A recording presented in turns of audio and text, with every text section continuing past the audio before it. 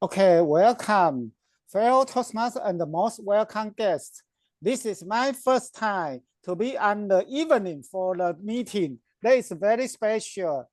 Now, welcome to the advanced hashtag Elden Speaker 228 meeting. My name is Sean. I am the search arm for today's meeting, sorry. Before starting the meeting, there are 3 ground rules we need to follow during the meeting. First, please stay mute until it's your turn to speak. Second, we encourage you to turn on your camera for wonderful audience interaction if you are convenient. Third, the meeting will be recorded. And if you are not comfortable to be recorded, you are welcome to turn off your camera, but please stay in the meeting because you can enjoy the meeting and learn as much as you can. Now, let's put our hands together to welcome our president live to the virtual stage. Thank you to our Sergeant at Arms, Sean, for the opening, for reading the house rule of our club meeting. Good evening, fellow Toastmaster. Good afternoon, good morning, wherever you are around the world. I think listen virtual background, I think it's morning. It's just a virtual breakdown. Thank you everyone for joining our master class tonight. And usually our club practice, our master class is usually in the afternoon. Today we make it special in the afternoon, in the evening time, for enable all us to enjoy this master class today.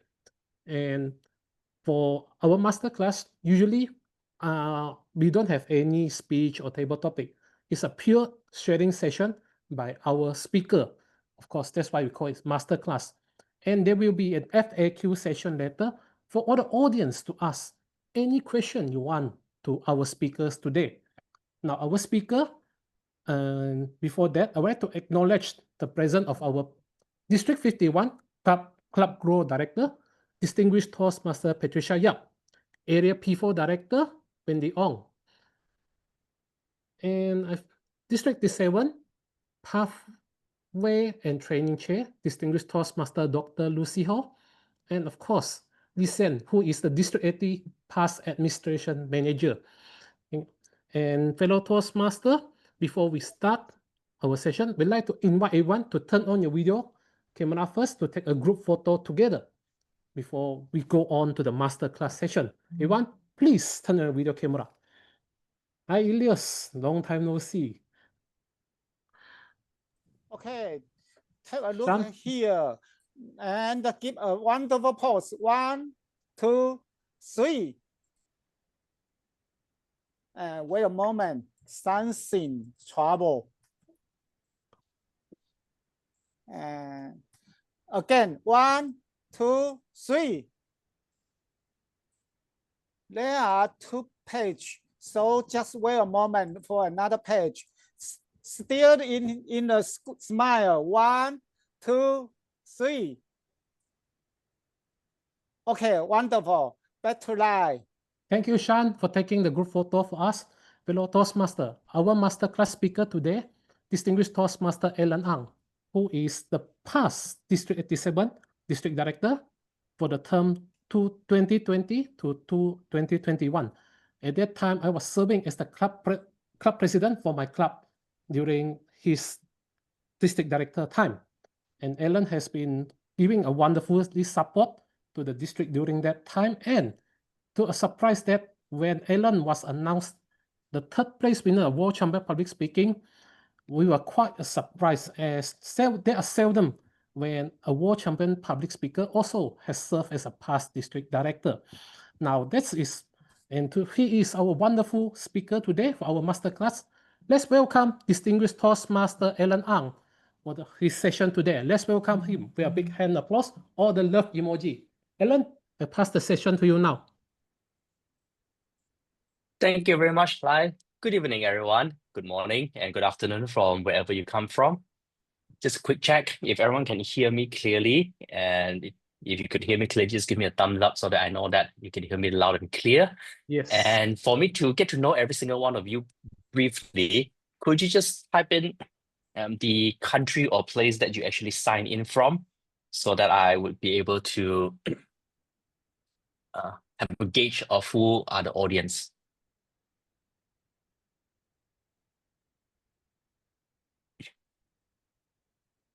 Okay, mostly from Malaysia, Singapore. Hi, Imran. Good to see you. Hi, Patsy. Good to see you. Hi, Raven as well. Gary. Okay. Hi, Lucy. Okay. Can. All right.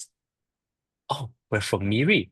That's very close. That's my second home. Okay. So tonight, according to the agenda, I would have 30 minutes with every single one of you. So how I will go by this session is I'll take the first around 10 to 15 minutes to quickly go through what I wanted to share in terms of getting the best out of Toastmasters and how that could actually help us with our day-to-day life. And I'll keep the remaining 15 minutes or so for Q&A. Now, in between, if you have any questions, do feel free to raise your hand, unmute yourself and ask the questions. Or if you could, you can type the questions into the group chat. Whichever I see most fit for me to take on the questions, I will go by that, which means if I feel like I could answer your question better towards the later part of the session, I will do so. And understand later on, there's also even more Q&A session as well. So in case if I cannot answer everything, I'll make sure I leave no stone unturned towards the end of the day. To really get the most out of this time that we have together, knowing that this is not the usual time that you meet for your masterclass, I would like every one of you to maybe put in the first questions that you have in the chat. What would you like to get the most out of today's session? Right, we're spending a Monday evening together at night. What would make it a memorable session today? What would you like to get the most out of it?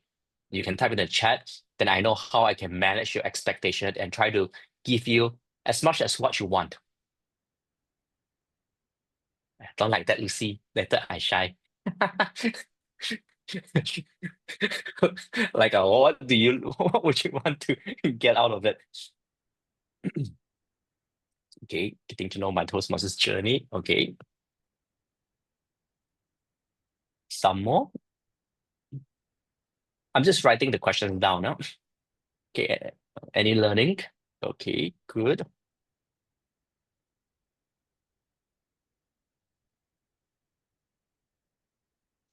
Okay. How to achieve work-life balance? Okay, let me get down the work-life balance. The work-life balance. Okay. Okay. Which resource that I can refer if you are not clear achieve work-life balance? Okay. How to meet members' need? Okay. Check out the best way. Okay, good. Now let me give for most of you here, I think I probably would know maybe 4, 5 of you in here. The rest, this could be our first time seeing each other.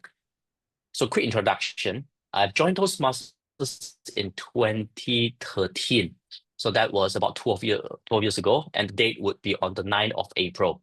Now, why I remember very clearly is not because I have a very good memory. It just so happened that last week I was doing a sharing in District 89, and I did my research. It was 9th of April 2013. That was my first meeting ever in Toastmaster. 2 months later, on the 25th of June, I've joined officially as a member of the Brunei Speakers Club. So in the first year of my Toastmaster, first full year as a Toastmasters member, I was quite active in both delivering speeches and also in terms of a club role. What do you mean by a club exco role? So I joined 3 Toastmasters club during my first year. I was a president for one club, a vice president of education for the other club, and a treasurer for the third club.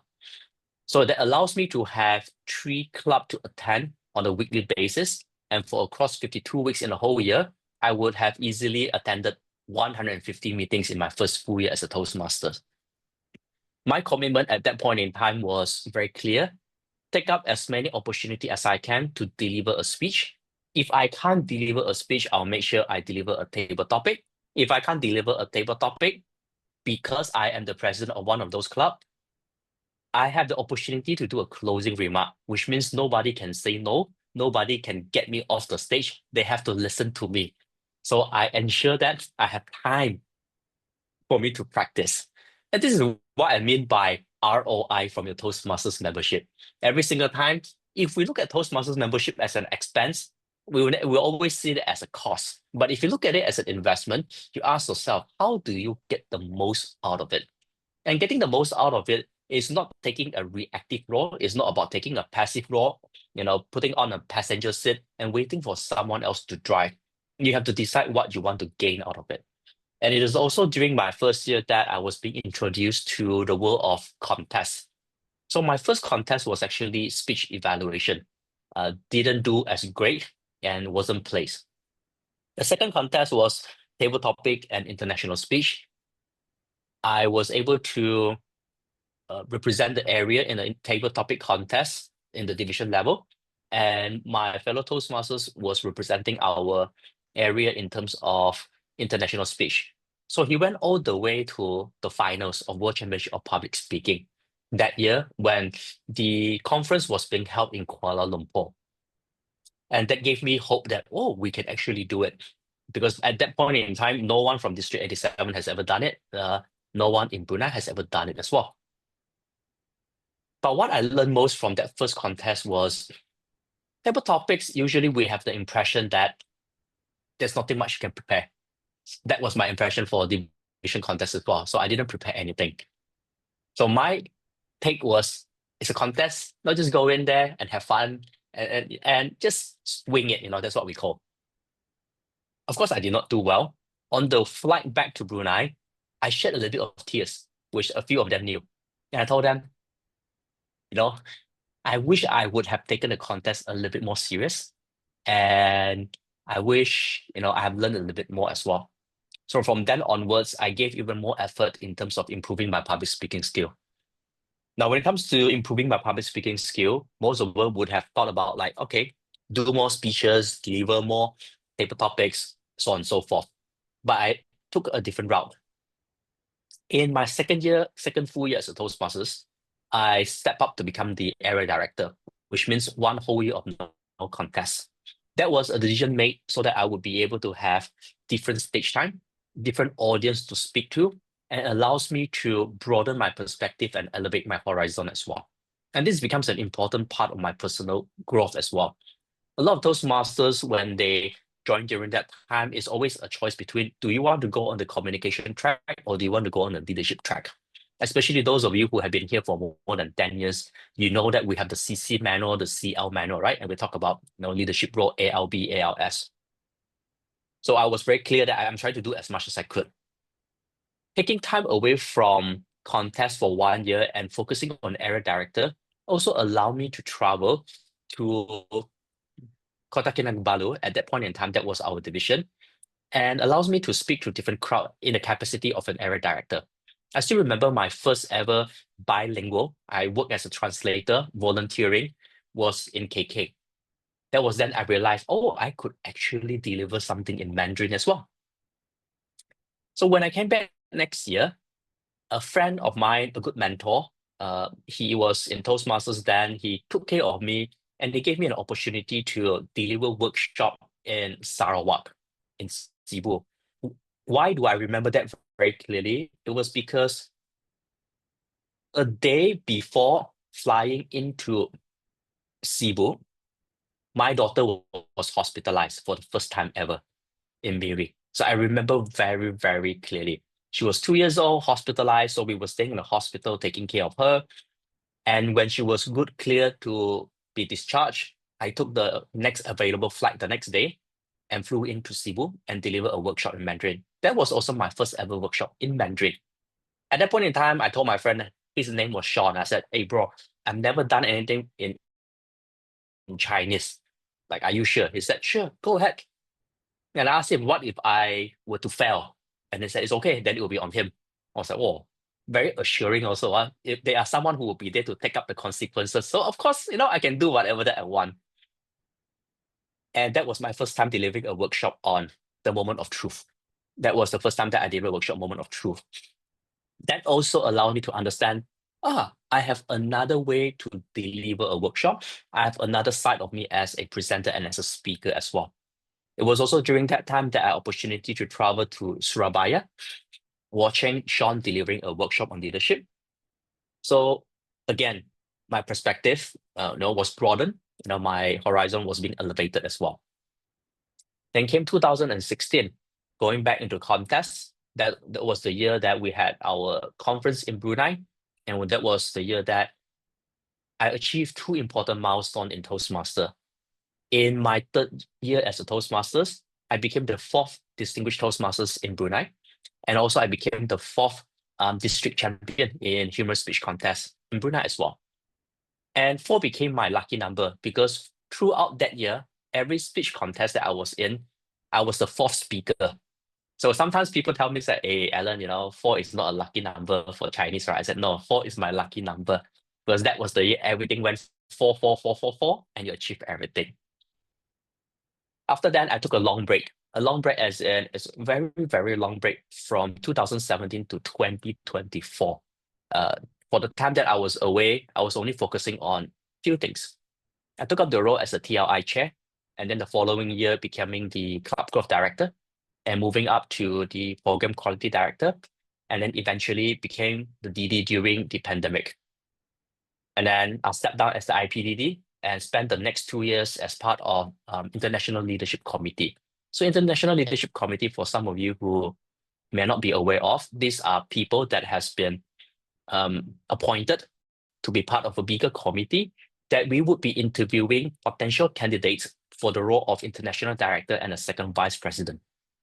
So we have to work across the clock, trying to interview different candidates around the world who is interested to take up leadership role around different places in terms of Toastmasters International. After all has been done, I finally have my first full year of holiday in 2023 to 2024. And I was like, great, this is how it feels to be a member. And I said, I would like to stay that way. And last year, I did the same thing as well.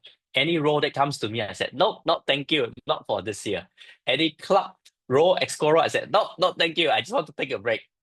But I think I must have done something right during my term as the trio, that I still get some opportunity to deliver workshop once in a while for my district, which I never say no because it's almost impossible for me to say no to my district. So I would still deliver workshop for them, and I still try to keep in touch, stay in touch as well. I wasn't as active for my club meetings as well, but I was fortunate enough to have a mentee in Bangalore in India. How did this come about? About 2 years ago in 2022, end of the year, or 2023 January, I was delivering a workshop for Indonesia. And a lady attended that session and she reached out to me for mentorship because she was a Toastmasters in one of those clubs. And she was very sincere and she was very eager. And I felt like, why not? Since that now I'm not as active right now, I could spend some time with someone. So for the next 1 year, every week we would connect and I would share with her on how she could improve on her speech writing skill. She came asking on how to become better at contests. And I told her, if you want to win a contest, then I'm not the right mentor for you. But if you want to be better at speech writing and you want to be better as a speaker overall, that is something that I could help you with. Because to me, winning a speech contest is a bonus. You need to understand why you want to join the contest. So our relationship went on for the last 1.5 years, and even till now, we're still connecting with each other.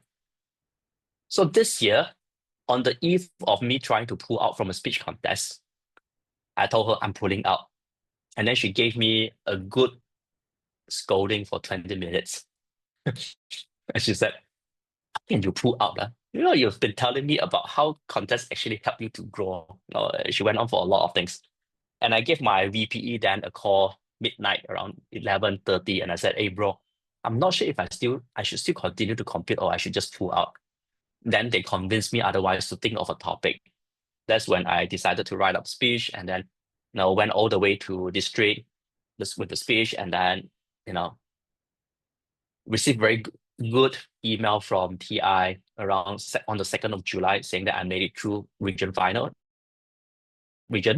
quarterfinals, and made it to the semifinals. And the rest is all about semifinals in Philadelphia and in the finals and then blessed enough to place in the third. So that is how my journey unfolded. But what many people may not have known is that on the eve of my finals, you're supposed to craft a second speech. And at that point in time, I was under pressure. Throughout the whole contest journey, I was not pressured at all. But it was that day I felt pressure because a lot of the members from my district texted me and they say, break a leg, go do it. And suddenly I felt like there was a lot of things on my shoulder, and I felt like I'm worried that I would disappoint them. So the pressure actually crumbles me, and I actually broke down. And the good thing was that my wife was there with me, right? And she said, "Hey, don't think about everybody else. You made this far already. Like whatever happens, happens. So just have fun." And the same friend that I called before pulling out my VPE, I gave him a call 2 a.m. in Philadelphia, midnight. It was 2 p.m. Brunei time. After 30 minutes, man-to-man talk, he asked me, "Alan, if you were to give an advice to Alan right now, what would you tell him?" I was like, "I would tell him just have fun and don't care about everything else." And he said, "Yeah, that's what you should be doing." They gave me a lot more confidence and figuring out that, just remain true to myself, and I just went in there and have fun. That's how, the speech came about. My wife gave me the idea. She was the one who told me what to cut out from my speech, what should I focus on. And by the way, my wife is not a Toastmaster, so she doesn't know anything about sandwich method. So what you could hear is, this, so bad, take it out. This one, not good. This one, I don't know what you're talking about. So sometimes truth is very important. It's just a matter of, do you have you have enough humility in you, all right, to accept someone else's feedback. And I'm glad that I did. So when people ask me, wow, do you have a mentor? Do you have a coach? I said, no, I have a wife. I think that's the most powerful thing that I could ask for.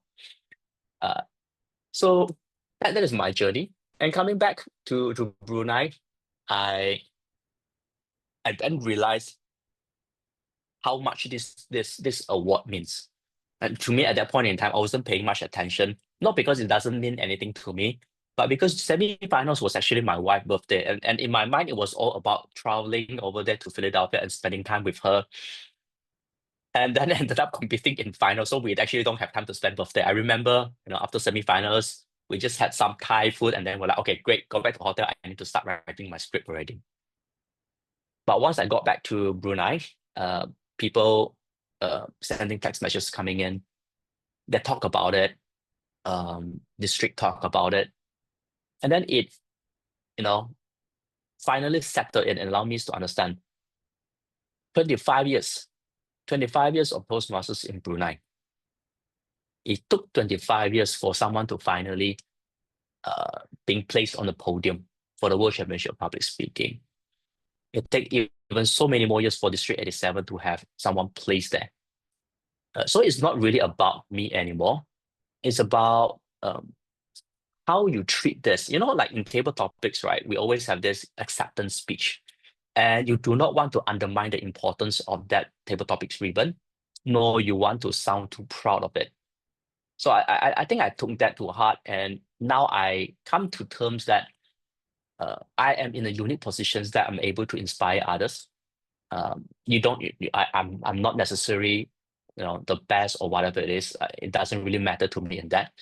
But now I see that I have more roles, I have more responsibility to share with people about my journey in Toastmasters and how it actually made me a better person as well. People ask, as a Toastmasters and me being a trainer professionally as well, is there any conflict of interest? I've told them, if you choose to see it as a conflict of interest, then it would be a conflict of interest, but it could be differently as well. People from Toastmasters approach me, I'm more than happy to share with them whatever that I know, because, I was born in Toastmasters. I was raised as a Toastmasters, and I'm giving back as a Toastmasters as well. And without this platform, there's no way that I would be able to explore the professional career as a trainer. And if Toastmasters needs me, I'll definitely more than happy to come back, and contribute in whatever capacity that I can. But professionally, as consultant, as a trainer, doing trainings for corporate, when they engage me, of course, I will do my due diligence and I will charge whatever fees that I'm going to do, because that is not a Toastmaster setting. So I separate it very, very clearly. And I find it actually helps both ways. Whatever that I learn in Toastmasters allows me to be a better trainer. And whatever that I gain from an actual corporate training allows me to come back here, becoming a better Toastmasters as well. So you're able to find a balance between, giving, let's say, for example, speech evaluations of all positivities to now a little bit more critical, because you understand later on when your member were to go out there into their workplace, sometimes sandwich method doesn't really work all the time. They need to hear the truth as well, but you need to say it in a way that they could accept it. So that is a little bit more about like my journey of the last 12 years. Today, I kept count of it. It's 1 month and 1 week since the World Championship of Public Speaking have passed. Thanks to Patricia, thanks to your district as well, Region 13 as well, for inviting me. Today is my 14th sharing session in the last 1 month and the last 5 weeks. 5 weeks, 35 days, this is my 14th sharing. And because of this as well, I was able to travel to China in Zhuhai as well. 2 days ago, I was in Zhuhai delivering 2 workshops as well in person. And sometimes that's the reason why I tell people it's a very unique platform. It is not about how much you can get out of it. You can ask yourself how much you're willing to give to this community, to this platform, to this organization. And when you pay enough dues, right, you will get more than what you could expect. But you need to be able to give first. And giving is not just about attending that meeting. It's about when you have that opportunity to be that speech evaluator, what kind of value are you going to give to the speech evaluator? What kind of support you're going to give in whatever capacity that you can, without overcommitting, without overpromising. I think that there's a fine line between supporting and overcommitting. That's something that we need to learn as well. That's something that I've learned over the years as well. Why I said that is because for those who have watched my semi-final speech about my relationship with my son, it's based on true story. When I became the CGD, my son was born that year. And my relationship with my son was jeopardized or sacrificed for me to continuously serve in the district as well. So was my relationship with my wife as well. Okay, so that is also the reason why I took a break away from Toastmasters after my DD-ship ended, because I think it's time for me to mend my relationship with my family. My wife is still very supportive, but also understanding that she has been taking care of my son during his early childhood. So I have to find a way to compensate. And that's also the reason why whenever that I get to travel right now as a benefit of, people inviting you to their conference and all those as well, I try to bring her along, right? Because that is the way to compensate for her. So she was in Zhuhai last week. She was, although short, I think she was happy she get to visit. And we have a few more invitations coming in the next few months as well, that she gets to travel a little bit. So again, when she talks about it, or when people ask like, why do you bring your wife around? I told them, whatever they have right now is not it's not all by myself. Someone has to sacrifice for it. She paid the price, we paid the price, our family paid the price, and if now we're in a good positions to reap the benefit out of it, I think it's fair for her to be part of the journey as well, even though like she's still not a Toastmasters, but she's been there since the first day as well. Like how I would share with most people if they come in here and say, we want to win the World Championship of Public Speakings and all this. I'm not trying to take anything away from anyone. I respect all the past champions. I respect everyone. But I think Every year you only have one contest. You only have one World Champion of Public Speaking. There can only be one winner. But it doesn't make anyone who the other 29,999 people who competed not a winner. So I think we will all win in one way or on the other. So instead of focusing on becoming a winner in speech, I think focus on becoming a better person first.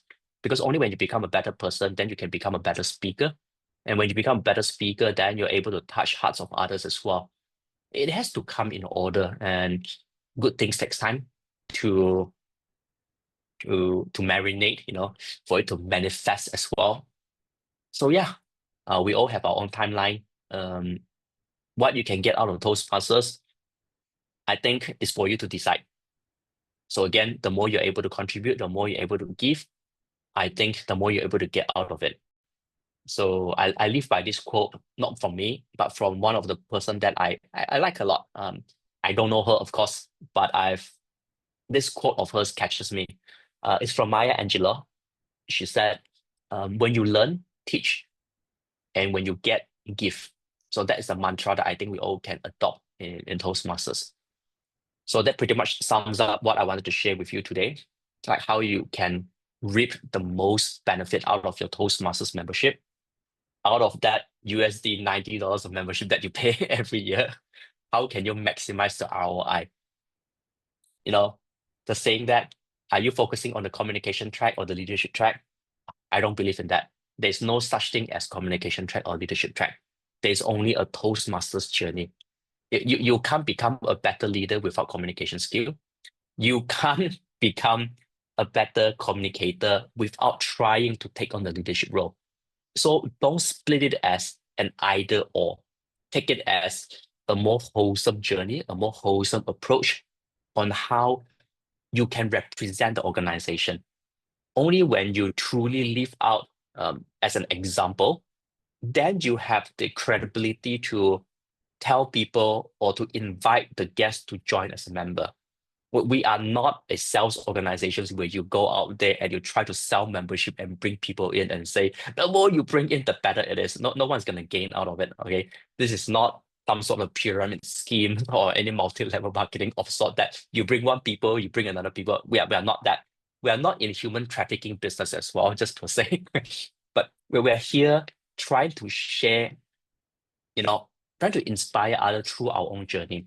So if we are unable to recruit members coming in, I think instead of questioning pathways or instead of questioning the organizations or instead of questioning our leaders, I think maybe look at ourselves and say, are we a good example enough to inspire the guests to say yes to becoming a member? If they are not saying yes to us, maybe the problem is not them. Maybe we can look at ourselves and say, how can I inspire them by becoming a better example? So that is 25 minutes. I see the wrap. We have 5 minutes for a quick Q&A, and I believe later on we have more sessions as well. So if I may, I saw some questions on the chat. Let me answer those questions from the chat first, and then we can leave more Q&A to later on as well. So I see the first question in here was like, what is my secret recipe to become an excellent leader and speaker at the same time? I am again saying a secret recipe because I don't think there is a kept secret anyway. And I think everyone works differently. I can't tell you what is a secret recipe, but I can tell you what you should not do. I think this is more important. Do not try to be someone that you can't be. The friend that I've told you earlier on, a very good friend, good mentor, his name is Sean. I love him. He's no longer around. He's no longer around. He passed away in 2016. But when he left us in 2016, 2017, 2018, I tried to become like him. I tried to lead like him and I tried to do things as how he would do so. And by trying to become someone else, I lost myself. And that's why I felt tired. I felt like I'm burning myself inside and I can't find the right motivation. The same thing, you saw a world champion of public speaking. You can be inspired by them, but please do not become them. Everyone has their own journey. So if you want to become a better leader or become a better speaker, first thing is to understand who you are not. okay, who you are not. And from there, try to figure it out. And if you can't figure it out, I think that's fine. None of us figure it out. I'm still figuring myself out as well. So the other 29,999 contestants, there's no one better than the other person. We all have something that other can learn from us. Okay, so that is the answers to this first question. There's another question on, oh, there was only one question in here. It said, which resources that you can refer to which you are not clear? If you're looking at resources, this is for David, right? I really like Pathway. I may not have done a lot on Pathway, but I have been on both programs, which means Pathway and also on the legacy education track, right? I think both have their strength as well. Speaking from a corporate trainer myself, I would love to have my own company having what Pathway have, because it's actually quite comprehensive and it's a way for us to share. Now, just my personal opinion, please don't take this as what I say and quote it from me, okay? Disclaimer first. I think Pathway is amazing on one condition, okay? On one condition. You must have very strong mentor. Pathway is very good material on one condition. You must have a very strong mentor in your club. Mentor who puts the benefit of the members, mentors who see the strength of the members, mentors who are willing to help the members to grow, not into them, because the trap of becoming a mentor is someone we try to make other people becoming us. As long as you have a mentor who knows how to bring the best out of the other person, Pathway can be a very good guide. It's very comprehensive. There's a lot of things that they allow the members to self-reflect on as they go through the journey. And that is why I believe Pathway is a good program to go into. Okay, let me see. Great. Thank you, Matthew. Thank you for joining as well. And I believe that marks the end of 30 minutes for my first segment. So before I head on to, I like the name, Ask Alan Anything. I'm going to try and do that next time as well. AAA, quite nice. I'm going to hand it back first to, who shall I hand it back to? Because I think there is some things that you need to work on before the Q&A FAQ session, right? Yeah, I will Yes, take I'll over. pass it back to Lai. Yeah. Yeah. Thank you to our speaker, distinguished Toastmaster Ella. Please give a big applause and love emoji through the session. Wonderful sharing by him. Thank you, distinguished Toastmaster Alan Ang.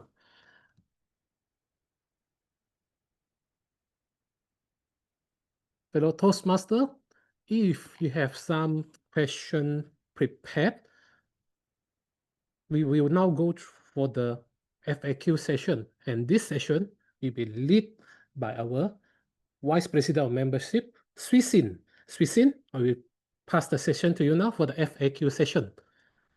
Thank you so much, GTM Lai, and it's a greatest honor to have GTM Ellen in our meeting. I'm very happy to see him again. We have already met in Indonesia once, so yes, very happy to meet you again. Thank you Hi, so good much to meet you too. Yeah, thank you so much for all the insights. So now, everyone, if you have any question, you can feel free to ask privately or in the group chat, or you can even raise hand and ask. So yeah, first one question for you, which is like, how can we prepare for the club contest? Personally, I do have some personal story to participate the club contest. But when I share with another one, it changed, and it is like changing and changing, and I even lost what is my actual message and actual speech. So how can we prepare for our contest if we have so many stories and ideas to say? Yeah. Okay. It is gathering, yeah. All right. So your question is about how do you start preparing for the speech contest, right? Yes. Okay, let's try this. Everyone, can you just type in the chat, what is the first thing that you do? Once you decided that you want to join the speech contest, like what is the first thing that you do in your preparations process? Now, if you could just put in the chat so that I can look at it, and then I can share with you my thought process as well. Okay. I see like Lucy saying that message to the audience. Okay. Any more? Like everyone, you can chip it in. Hope for inspirations, life-changing story. Okay, great. Life-changing story. Some more. Come, let's have some engagement. Like put in what do you know your purpose, write a script. Choosing a topic. Choosing a topic. Okay. Simple and relatable. Okay, great.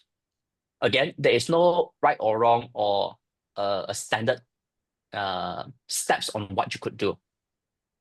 But I can share with you something that you're willing to try. Okay. The moment you decided to join for a speech contest, the first thing that I would encourage you not to do, I'll start from there first. What I would encourage you not to do is I would encourage you not to think about a topic. Okay. I would also encourage you not to write a script. Do not write a script. Do not think about the topic.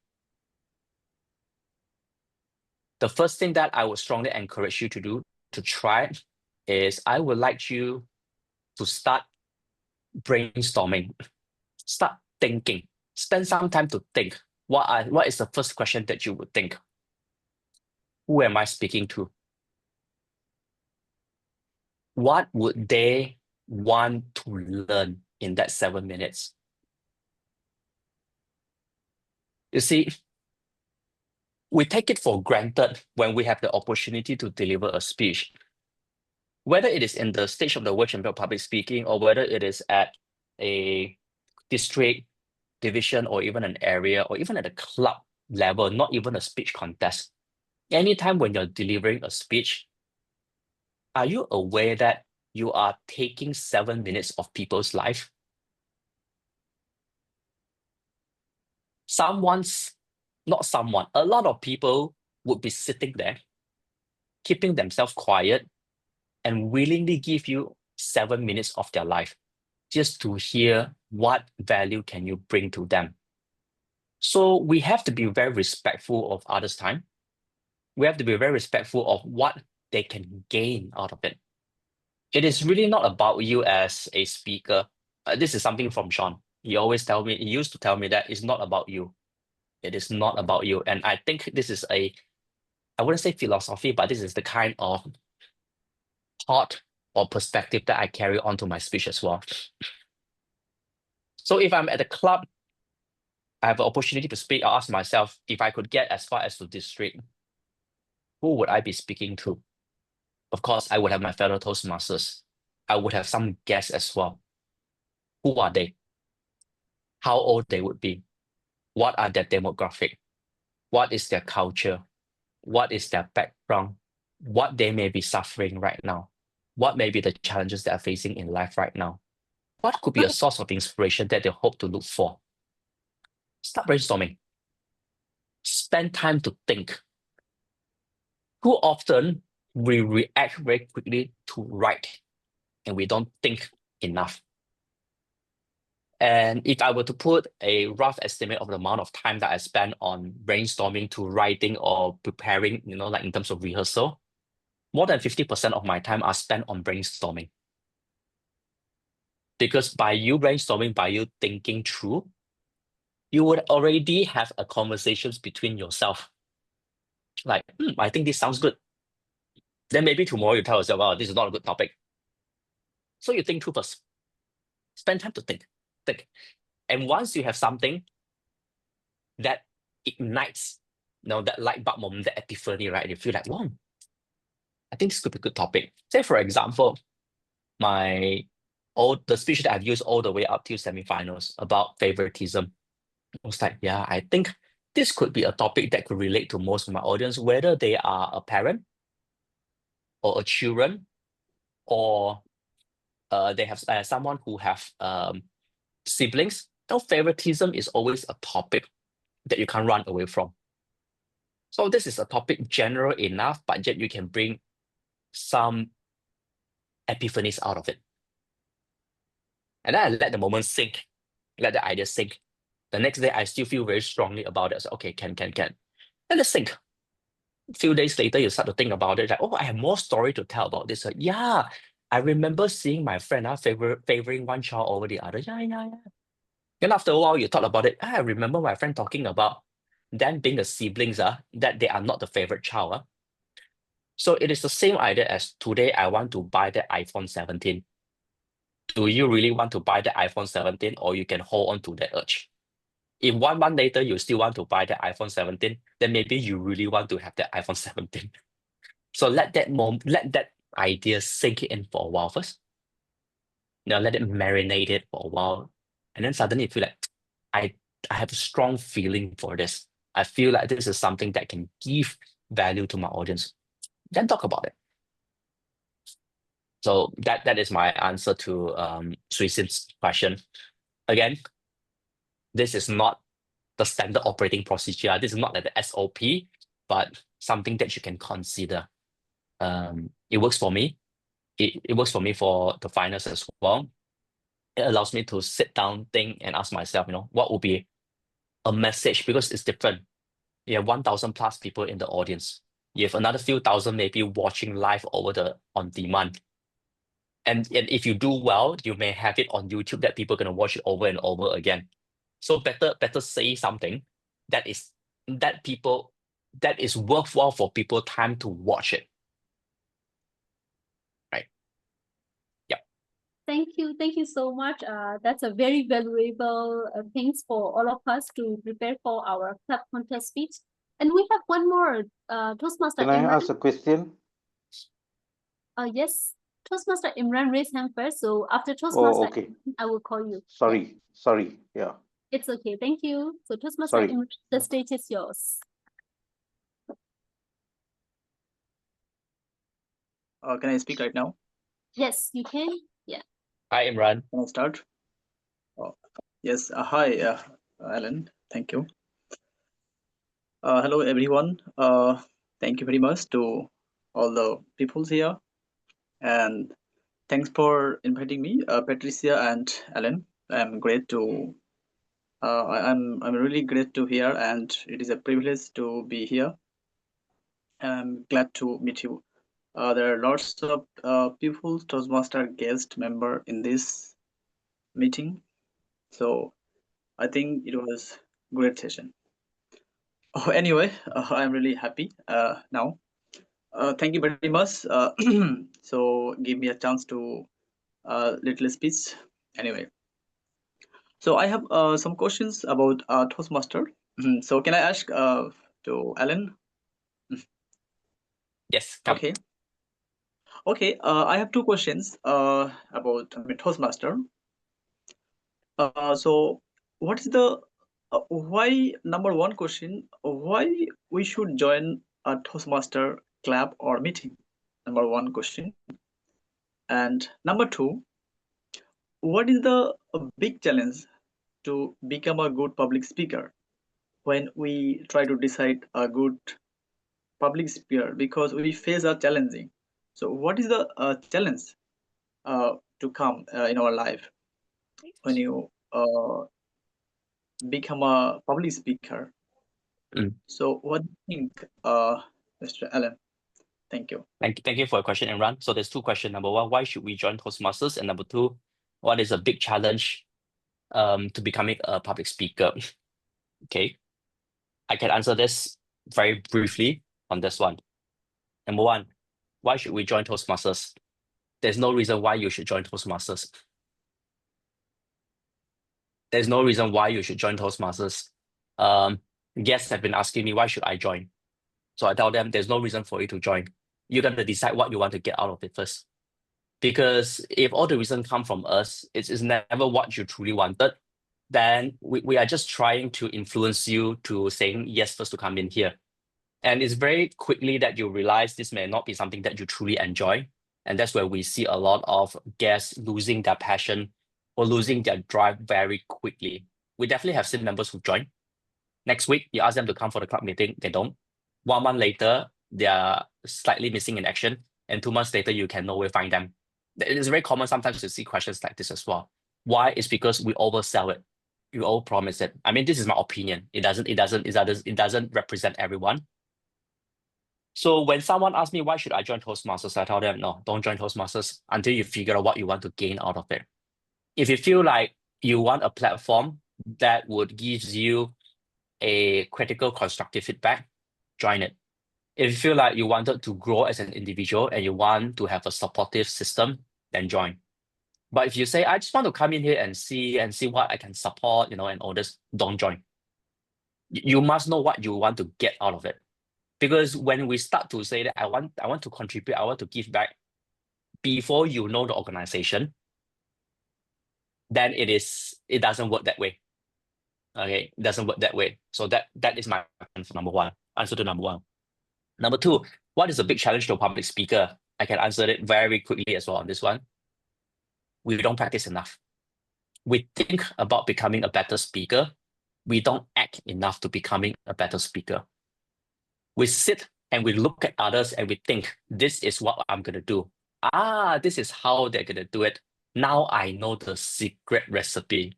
I am a better speaker now. But public speaker is just like going to the gym. If you don't put in the time, you don't put in the effort, you can't cheat all the rep. You go to the gym and you say, I've run 10 kilometers already, whereas on the treadmill, it says you have run for 1 kilometer only. You can't cheat the process. It is going to be as honest as it can be. You tell people that, why I don't have 6 apps? Like for myself, I have been wanting to have my 6 app for the last 15 years. I haven't gotten it. Why? I know all the steps. I know all the secret. I know what I need to do, but I still haven't gotten it yet because I did not put in the work. So if you have not put in the work and you only think about becoming a better speaker, it will not happen. So put in those reps, put in those time.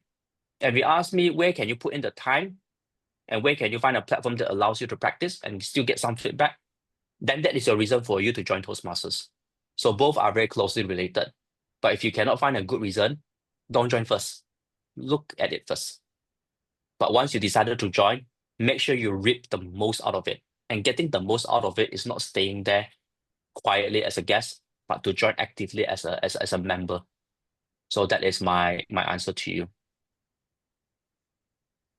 So thank you so much, our guest Imran. So now we will do some acknowledgement for our speaker, and then we will continue Toastmaster Dominic question.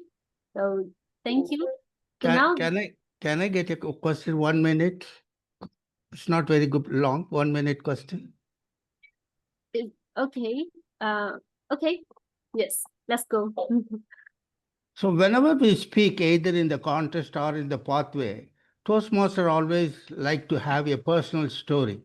Is there any limitation for the topic or as a personal story, or we can speak anything because you have told about the demographic as well as the audience mindset and all? Is there anything that prevents us to not to speak, or we have a liberty to speak whatever the subject on personal story? Thank you, Joseph, for the question. And Dominic, I still remember you're in the line for the question, so don't worry, I still remember that. So for Joseph, the questions is, so there are some things that we would not be encouraged to speak about. For example, we don't talk about politics, we don't talk about sex, we don't talk about religion. So we don't talk about this taboo topic. So number one. Number two, if I were to look at myself of my personal story, this is also something that I've learned along the way. My personal story should not be bigger than the interest of the audience.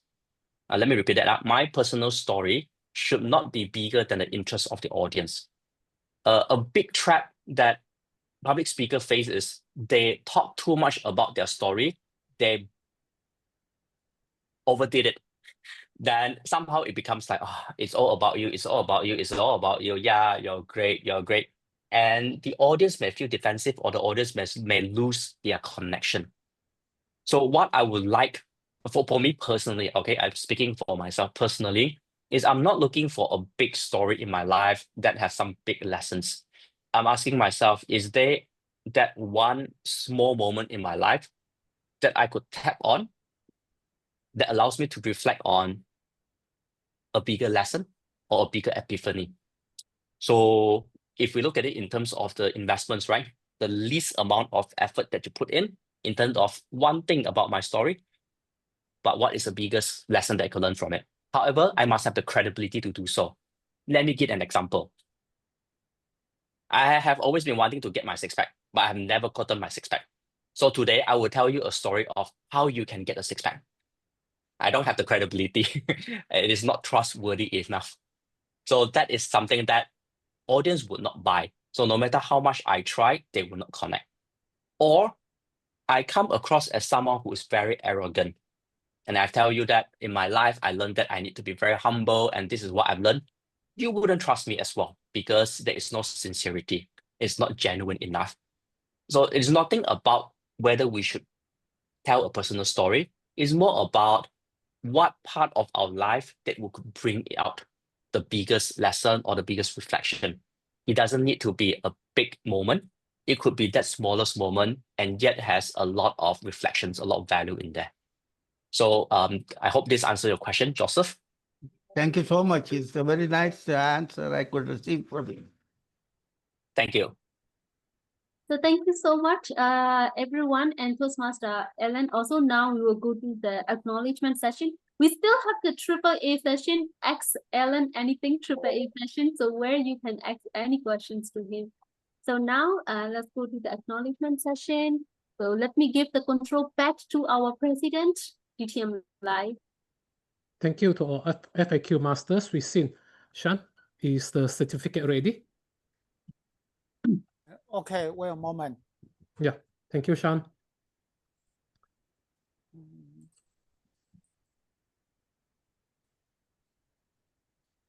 And wait a moment, wait a moment. Sure, sounds okay. And Suixing, can you spotlight for everyone? Sure, yes, allow me to spotlight. Oh, can you give me co-host? Yes, wait a moment. Yeah, Sean, I spotlight already. Okay, okay. Yeah. Okay, we take the photo now. Ellen, get ready. 1, 2, 3. Okay, done. Sean, next one. Yes. Okay, thank you, Sean. Below Toastmaster, stay back. We still have Ask Ellen Anything. Only difference is this session will not be recorded. Sean, can you stop the recording? And I will hand the session back to our Ask Ellen Anything.